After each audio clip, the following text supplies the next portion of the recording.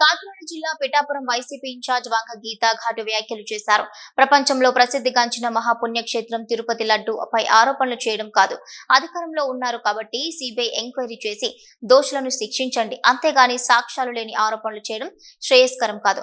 మా నాయకుడు ఇదివరకే వివరణ ఇచ్చారు. ఆధారాలు లేకుండా తిరుపతి లడ్డు కల్తీ అనడం పెద్ద తప్పు. సిబిఐ లేదా సిట్టింగ్ జడ్జితో విచారణ జరిపించాలి. ముందు ఆధారాలు బయట పెట్టండి. అప్పుడు జగన్ డిక్లరేషన్ ఇస్తారు. నిజానిజాలు ఖచ్చితంగా తేలాలి అని సెంట్రల్ గవర్నమెంట్ మీదే, స్టేట్ గవర్నమెంట్ మీదే, 3 పార్టీలు కలిసిన కూటమి ప్రభుత్వం తప్పు జరిగితే నిజానిజాలు బయటపెట్టి ఎవరినైనా శిక్షించవచ్చని తెలిపారు. తిరుపతి లడ్డు గురించి ఆల్రెడీ మేము చెప్పడం జరిగింది. ఇది సాధారణంగా ఎవరైనా ఒకటి ఆరోపణలు చాలా రకాలు చేయొచ్చు, చాలా రకాల రాజకీయంగా ఆరోపణలు వస్తాయి.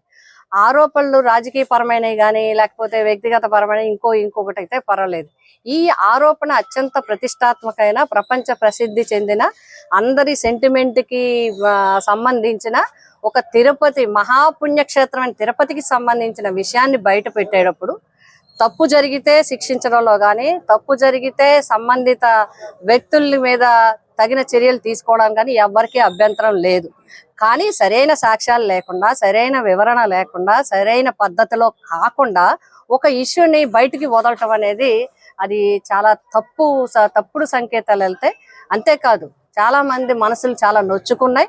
కాబట్టి ఇప్పటికే జగన్ గారు పూర్తి వివరణ ఇవ్వటం జరిగింది. చాలా మంది మాజీ మంత్రివర్యులు ఇవ్వడం జరిగింది. ఎందుకంటే మేము ఎందుకు అంటున్నామంటే ఇది ఎవరో ఒకళ్ళు ఆరోపణ చేస్తే కదా. తిరుపతి అనేది ప్రత్యేక ప్రతిపత్తి, దానికి ఒక కమిటీ, దానికి ఒక టీటీడీ బోర్డు ఉంది. ఆ బోర్డుకు సంబంధించిన అంశాలు ఉంటాయి. ఆ బోర్డులో పర్చేస్ కమిటీ ఉంటుంది. తిరుమల తిరుపతికి సంబంధించిన బోర్డు మెంబర్లు ఎవరు మాట్లాడలేదు. అప్పుడున్న బోర్డు మెంబర్లు కానీ ఎవరు కూడా మాట్లాడలేని పరిస్థితి ఉంది. కాబట్టి ఇది రాజకీయంగా జగన్ గారిని తక్కువ చేయాలని, జగన్ గారి మీద లేనిపోని నిందలు వేయాలని చెప్పే కార్యక్రమే అని మేము భావిస్తున్నాము. అందుకే ఇది తప్పు. అందుకే ఇప్పుడు ముఖ్యమంత్రిగా మన మాజీ ముఖ్యమంత్రి వారు జగన్మోహన్ రెడ్డి గారు కూడా చెప్పడం జరిగింది, మీరు సిబిఐ ఎంక్వైరీ చేయండి, తప్పు ఉంటే మమ్మల్ని శిక్షించండి. ఒకవేళ ఏదన్నా బోర్డు ద్వారా జరిగినా బోర్డు నా హయాంలో జరిగింది కాబట్టి నేను దేనికైనా సిద్ధంగా ఉన్నానని చెప్పి జగన్మోహన్ రెడ్డి గారు ఖచ్చితంగా చెప్పడం జరిగింది. కాబట్టి నిజానిజాలు ఇప్పటికైనా తేలాలి. ఆ వెంకటేశ్వర స్వామి తేల్చడం అని దేవుడి మీద వదిలేయడం కాదు, ఖచ్చితంగా చేయాలి. ఏదో నామకాహ కమిటీలు వేసి కాదు, నిజంగా సిట్టింగ్ జడ్జితో గానీ సిబిఐ ఎంక్వైరీ గానీ వేసి నిజానిజాలు తేల్చాలనే మేము ప్రజల తరపున, భక్తుల తరపున, హిందువుల తరపున, వెంకటేశ్వర స్వామిని నమ్మే వాళ్ళ తరపున మేమందరం కూడా కోరుతున్నాం.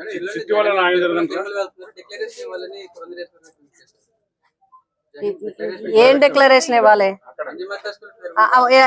జగన్మోహన్ రెడ్డి గారు డిక్లరేషన్ ఇస్తారు, మీరు ప్రూఫ్లు ఇవ్వండి. ముందు మీరు ఏదో వాయిస్ ఓవర్ గా ఇక్కడ అది జరిగింది, నెయ్యిలో ఇది జరిగింది, అది జరిగింది కాదు, నిజమైన ప్రూఫ్లు మీరు బయట పెట్టండి, అప్పుడు డిక్లరేషన్ ఇస్తారు.